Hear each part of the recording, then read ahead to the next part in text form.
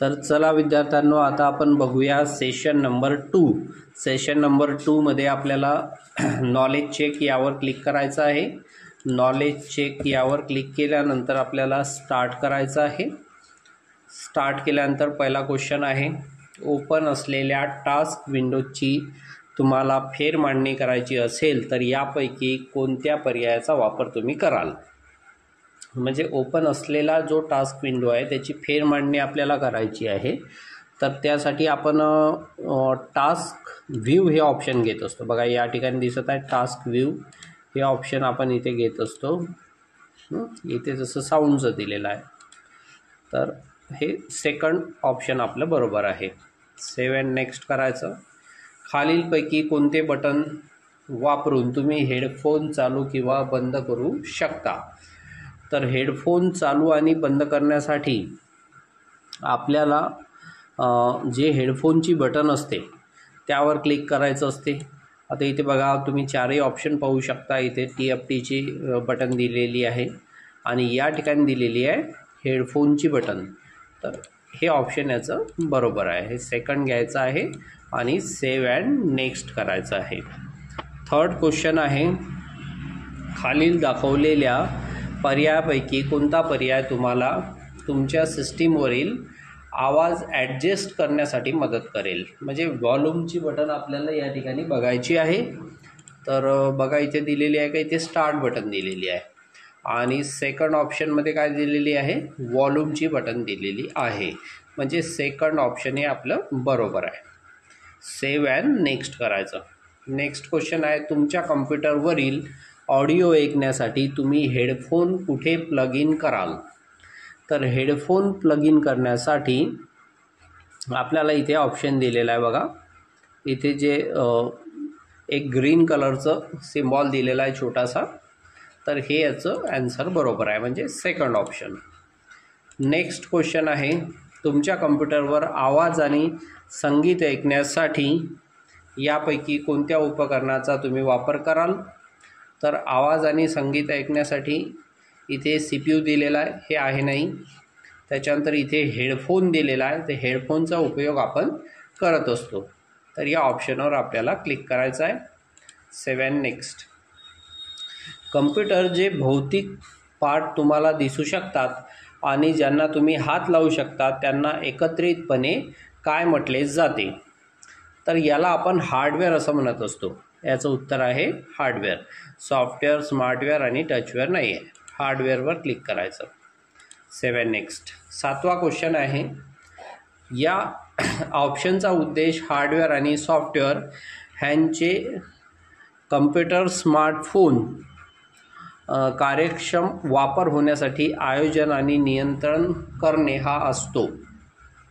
तर hardware, software यांचे नियंत्रण करणे हे कशाचं काम असते, हे असते ऑपरेटिंग सिस्टीमचं काम. तर ऑपरेटिंग सिस्टीम यावर आपल्याला क्लिक करायचं आहे आणि सेव्ह अँड नेक्स्ट या ऑप्शनवर क्लिक करायचं आहे. आठवा क्वेश्चन आहे, एक ब्लँक हे ठरवते की कम्प्युटरचे कुठले रिसोर्सेस कुठल्या अडचणी सोडवण्यासाठी वापरले जातील आणि ते कुठल्या क्रमाने वापरले जातील.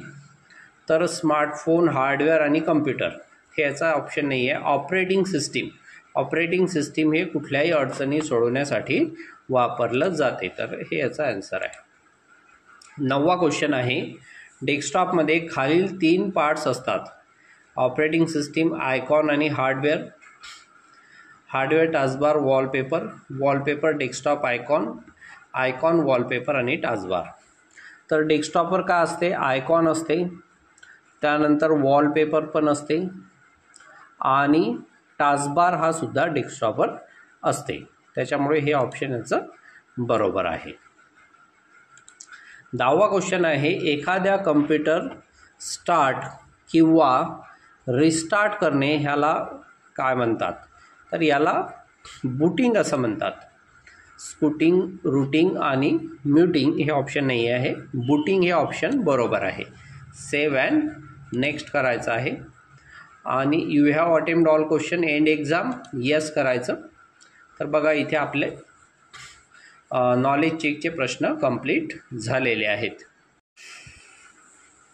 आता आपण बघूया session completion test. Session completion test यावर क्लिक करायचं आहे आणि स्टार्ट करायचं आहे.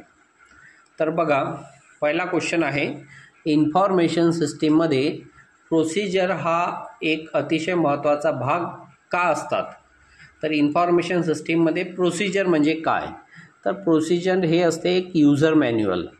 तर इथे आपल्याला एंड यूजर दिलेला आहे, इथे दिलेला आहे यूजर मॅन्युअल, इथे दिलेला आहे रॉ डेटा आणि इथे दिलेला आहे तुम्ही सॉफ्टवेअर ॲटोमॅटिकली अपडेट करू शकता. तर याचं उत्तर आहे यूजर मॅन्युअल, हे ऑप्शन आपल्याला घ्यायचं आहे. त्यानंतर 7 नेक्स्ट सेकंड क्वेश्चन आहे, फक्त डेटा उपयुक्त नसतो जोपर्यंत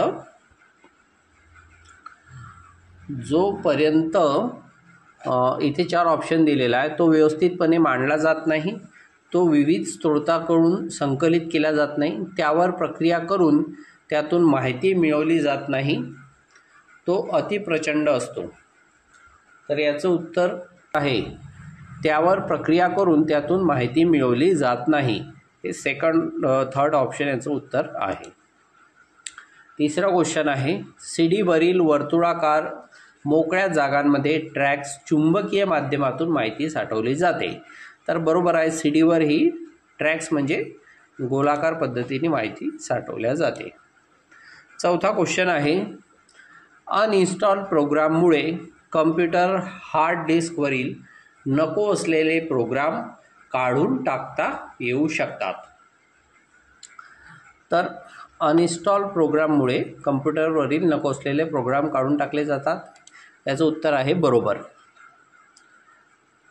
त्यानंतर 5वा क्वेश्चन आहे, ही युटिलिटी हार्ड डिस्कवरील कमी महत्त्वाच्या फाईल्स परवानगी दिल्यास नष्टही करते. तर अशी कोणती युटिलिटी आहे जी कमी महत्त्वाच्या फाईल्स म्हणजे अननीडेड फाईल्स नष्ट करते? तर याचं उत्तर आहे disk cleanup. File compression, backup आणि अनइन्स्टॉल हे याचं उत्तर नाही आहे. डिस्क क्लीनअप हे याचं उत्तर आहे. याला सेव्ह अँड नेक्स्ट करा. You have attempt all question end exam, yes करायचं आहे. तर इथे आपलं सेशन कंप्लीशन टेस्ट कंप्लीट झाली. दुसरं सेशन कंप्लीट झालेलं आहे. आता पुढच्या व्हिडिओमध्ये आपण तिसरं सेशन बघूया. तर व्हिडिओ आवडला असल्यास व्हिडिओला लाईक करा आणि इतर आपल्या मित्रमैत्रिणी जे MSCIT करण्यास इच्छुक असतील किंवा ज्यांचं MSCIT झालं असेल त्यांना तुम्ही हा व्हिडिओ शेअर करा आणि चॅनलला सबस्क्राईब करायला विसरू नका. धन्यवाद.